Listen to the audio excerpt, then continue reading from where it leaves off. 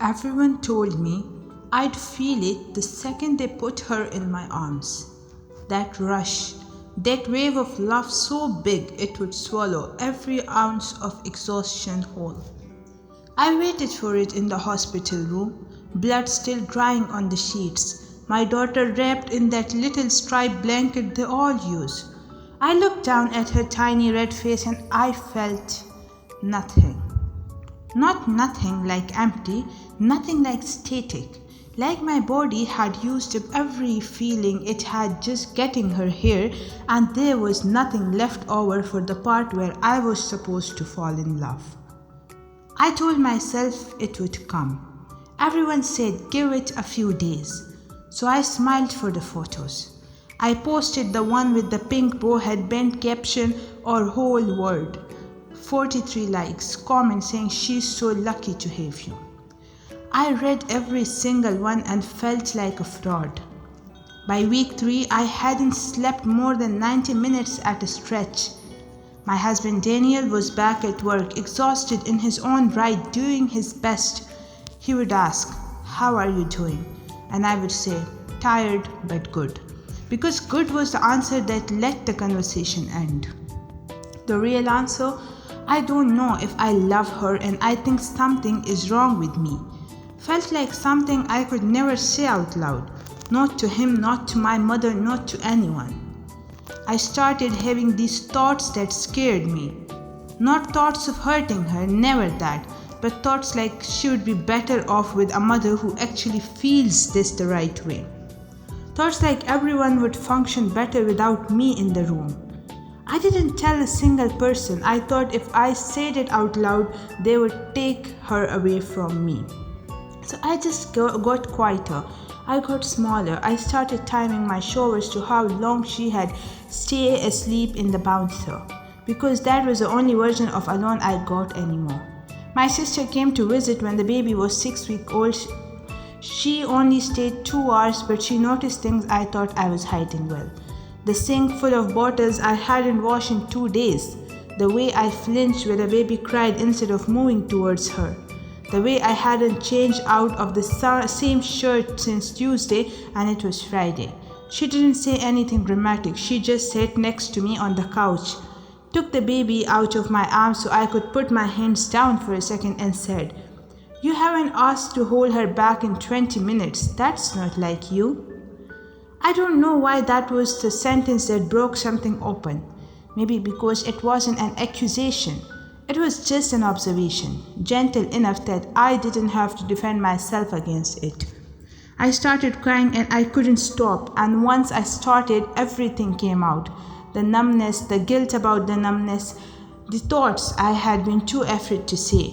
The fact that I had been rehearsing in my head what I would say if anyone ever asked me directly, and no one ever had until her. She didn't panic. She didn't call anyone behind my back or make me feel like a danger to my own kid. She just held my hand and said, "This has a name. This isn't you failing.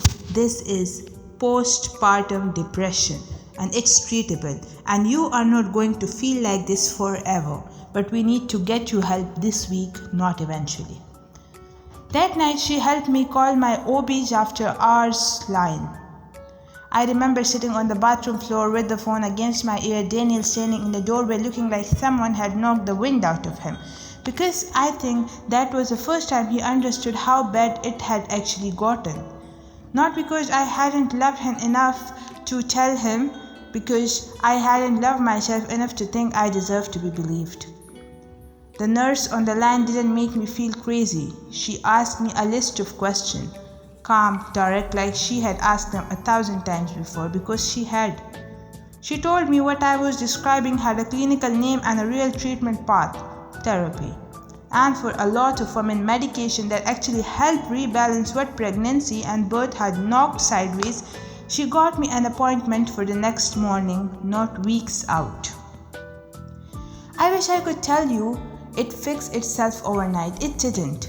Recovery from postpartum depression isn't a single scene, it's 100 small ones. It was a therapist teaching me that the numbness wasn't a moral failure, it was a symptom.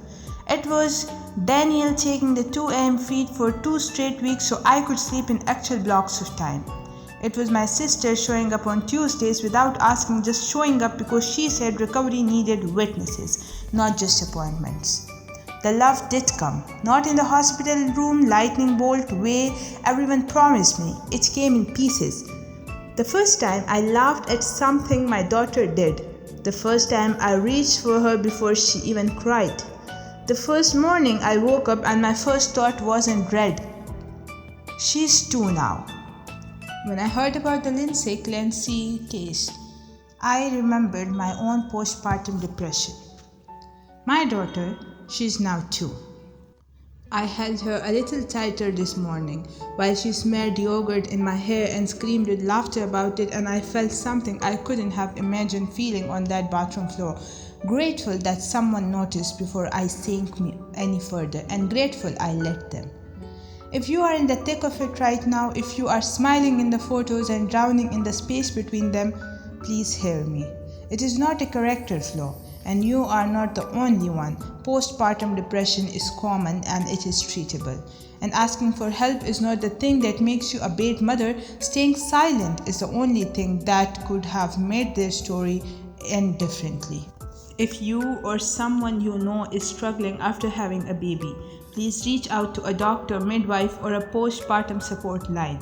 You don't have to wait until it feels unbearable to ask for help. Thank you for listening. Like and subscribe. Take care. Thank you. Bye.